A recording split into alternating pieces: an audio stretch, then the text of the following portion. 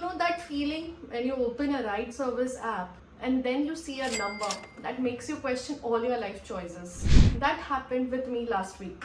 I was heading from Chembur to Borivali. The distance is around 26 km and I was heading in the opposite direction of all the office hubs. So the traffic was comparatively less in this route. I opened Ola and Uber app. The price range was somewhere around 600 to 700 rupees for a rickshaw.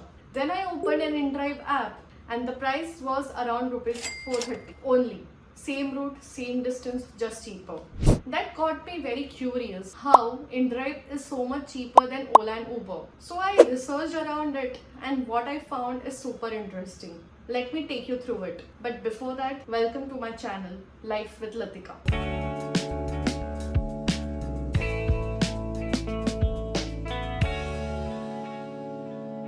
Today, let's decode the business model of Ola and Uber versus InDrive in 3 simple points. Point 1. Uber and Ola uses something called as algorithm pricing. The more you need the ride, the higher will be the price. The fares are derived based on the demand, traffic, weather, and maybe based on your zodiac sign that day.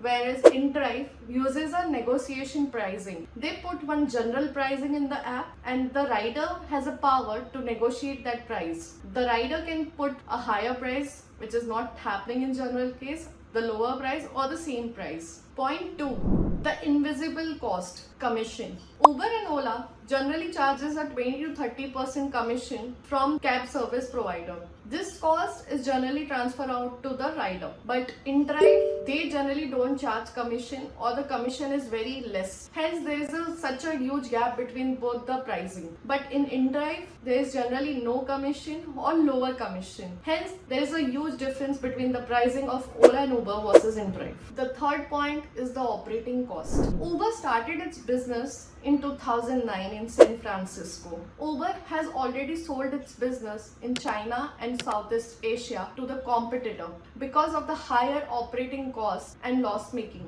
Uber and Ola runs into a large teams, higher tech cost, higher backend cost, higher marketing cost, and they used to give some incentive to the rider for onboarding it. So that may be the first mover disadvantage. InDrive is a Russian company. They started their operation back in 2012. They use a leaner operation mode. It is less tech heavy. They do their business based on interaction between the rider and the driver. That simplicity led to the savings. With less commission, they onboarded more drivers. More drivers led to more availability. More availability led to more rides. Growth without spending a fortune on incentive to the drivers. Lastly, now you will be thinking why Ola and Uber is not moving to the negotiation-based pricing strategy. Uber and Ola have built their business around convenience and instant pricing versus putting the power in the hands of a user. With millions of daily rides, negotiation at scale will lead to slowdown in booking and inconsistent price across users. As public company Uber or as a highly funded company Ola, they also face pressure from the investor for monetizing per ride. Whereas InDrive is still a private company that gives a freedom to experiment and run on a thin margin. So the next time when you are booking ride, just think about, are you paying more for speed and structure or saving more for freedom and flexibility? I hope you found this video helpful. Subscribe to my channel to find more such interesting videos. See you in the next one. Bye bye.